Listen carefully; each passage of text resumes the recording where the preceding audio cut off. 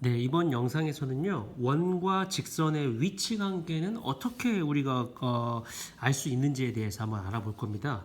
자, 원과 직선의 위치 관계라고 하는 건 딱 이런 세 가지 종류를 얘기해요. 원이 있고 직선이 있는데, 직선이 이렇게 안 만날 수도 있죠. 그리고 딱 한 점에서 만날 수도 있죠. 이거 우리가 접한다라고 표현합니다. 그리고 서로 다른 두 점에서 만날 수 있죠. 자, 이렇게 세 가지 케이스를 직접 그림을 그리지 않더라도 어떻게 수학적 관계를 이용해서 이 원리들을 찾아낼 수 있느냐, 이것이 이 부분의 포인트라고 볼 수 있어요. 그래서 그 방식을 탐구하는 방식이 두 가지입니다. 첫 번째는 어쨌든 이 원의 방정식이 2차식이기 때문에 판별식을 이용하는 방법이 있고, D와 R의 관계, 대소관계를 통해서 그 원리를 파악하는 방법이 있어요. 그 두 가지 다 한번 우리가 오늘 알아볼 겁니다. 자, 일단 첫 번째는 판별식을 이용하는 관계부터 한번 생각을 해보시죠. 자, 이렇게 원의 방정식이 있고요. 이 원의 방정식이 x제곱 더하기 y제곱은 r제곱이라고 해봅시다. 그리고 어떤 직선이 있어요. 자, 그 직선이 y는 mx 플러스 n이라고 해봅시다. 자, 이렇게 했을 때 지금 결국 이게 이런 위치 관계를 생각했을 때 결국 이 직선과 이 원이 몇 개의 점에서 만나느냐는 이 직선과 이 원의 교점의 개수가 몇 개냐에 의해서 결정이 되는 거죠. 근데 교점이라고 하는 것은 결국 이 직선과 이 원의 방정식을 연립했을 때 나온 뭐의 개수? 그렇죠. 실근의 개수죠. 실근의 개수. 자, 이 직선과 이 원을 연립했을 때 나온 실근이 두 개인 거죠. 그래야지 교점이 두 개가 되는 거죠. 얘는 실근의 개수가 한 개, 이건 실근의 개수가 없는 겁니다. 연립방정식의 실근의 개수가 없는 것이죠. 결국 그것은 판별식을 이용해서 구할 수가 있다는 겁니다. 그러니까 이 원과 이 직선을 일단 연립해야겠죠. 그래야지 교점을 생각할 수가 있으니까.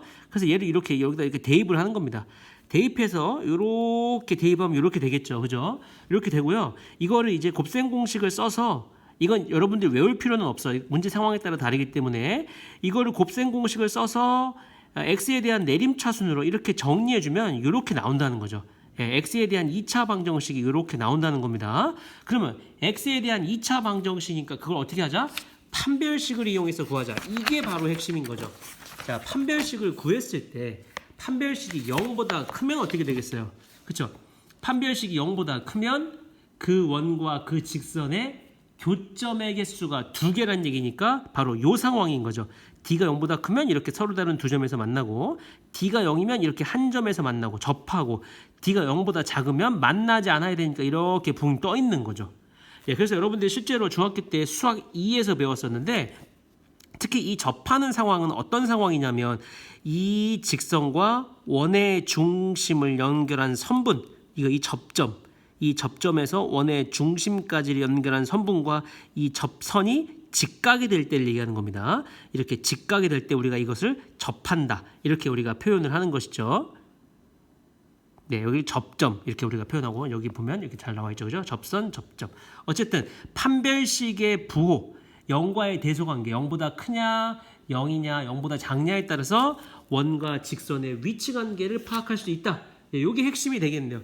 그러니까 만약에 문제에서 이렇게 이 원과 이 직선의 위치 관계를 말해보라고 하면 직접 이 원의 방정식을 그릴 필요가 없이 이것을 대입해가지고 만들어낸 연립방정식을 찾아보자는 거죠. 그러니까 무슨 소리냐? 요 y를 얘하고 얘 교점의 개수로 가지고 우리가 파악해 볼 수 있으니까 요 y를 여기다가 이렇게 대입한다. 다시 말해 뭐다? 연립한다는 거죠. 연립. 그러니까 자, x제곱 더하기 y제곱인데 y가 이거니까 자, 마이너스 x 마이너스 1의 제곱 마이너스 5x 마이너스 3은 0. 이 2차 방정식을 쭉 정리를 해보면요. 뭐가 나오냐면 2x제곱 마이너스 3x 마이너스 2는 0이 나옵니다. 여러분들 또 이거 보자마자 그 습관적으로 인수분해 하지 마시고, 우린 지금 뭘 해야 되니까 위치관계 몇 개의 점에서가 만나는지 궁금하니까 이 2차 방정식의 실근의 개수가 몇 개인지 궁금하다. 그러니까 판별식을 구해보면 되죠. b의 제곱 마이너스 4ac 마이너스 4ac 하면 얼마니까? 그쵸? 마이너스 4ac를 하면은 플러스 16이 되겠네요. 그죠? 그러면 25니까 그게 뭐다? 0보다 크다. 따라서 판별식이 0보다 크니까 어떻게 얘기할 수 있죠? 그렇죠. 이 직선과 이 원은 서로 다른 두 점에서 만난다. 이렇게 얘기할 수가 있다는 겁니다.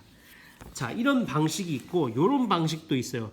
이게 선생님은 사실 이 방식을 조금 더 추천을 해. 그게 뭐냐면 요번에는 D하고 R의 대소관계를 통해서 그걸 파악해 볼 수가 있다는 건데, 여기서 D가 뭐냐면 우리가 생각하고 있는 그 직선과 원의 중심 사이의 거리를 얘기하는 거야. 그게 D고 R은 반지름을 얘기한다는 거지.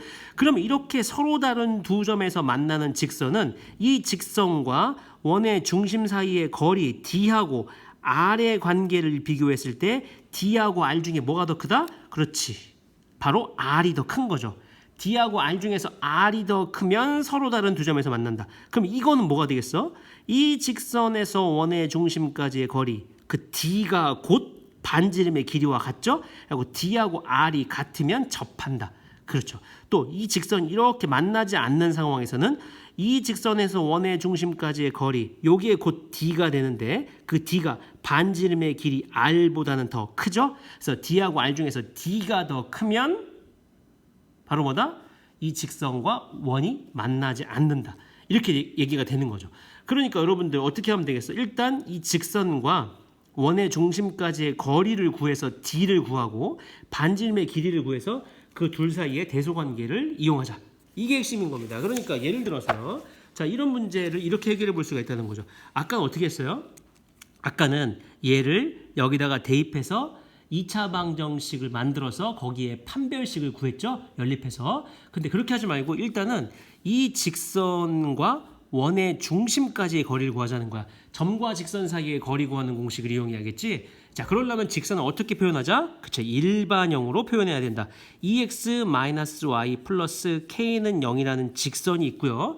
이 원의 중심의 좌표가 뭡니까? 원의 중심의 좌표는 그쵸, 0,0이죠.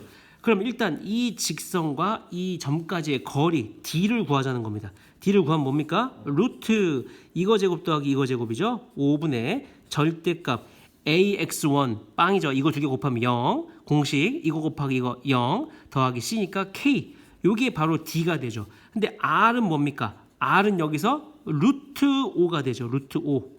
자, 이렇게 됐을 때 서로 다른 두 점에서 만나려면 어떻게 돼야 된다? 다시 한번 그림으로 이해해 보자. 서로 다른 두 점에서 만나려면은 이 직선에서 원의 중심까지의 거리, 이게 지금 D죠, D. 근데 반지름이 뭐야? 요게 반지름이잖아. 그러면 D하고 R 중에 누가 더 커야 돼? 그렇지. R이 더 커야지 서로 다른 두 점에서 만난다. 그러니까 요렇게 부등식이 만들어지는 거죠. 자, 따라서 어떻게 됩니까? 절대값 K가 5보다 작다라는 식이 나오고요. 절대값 포함되어 있는 거 선생님이 이렇게 작을 때는 어떻게 된다 그랬어요? 사이사이죠. 따라서 K는 마이너스 5와 5 사이사이에 K가 있다. 이렇게 K의 범위를 구해주면 되는 겁니다. 물론 얘를 였다가 이렇게 대입해가지고 이렇게 대입해서 2차 방정식을 만든 후에 판별식을 써도 돼요. 하지만 선생님은 경험상 이렇게 해결해 보는 게 조금 더 풀이가 간결하더라. 이게 선생님의 추천입니다. 여기까지 하겠습니다.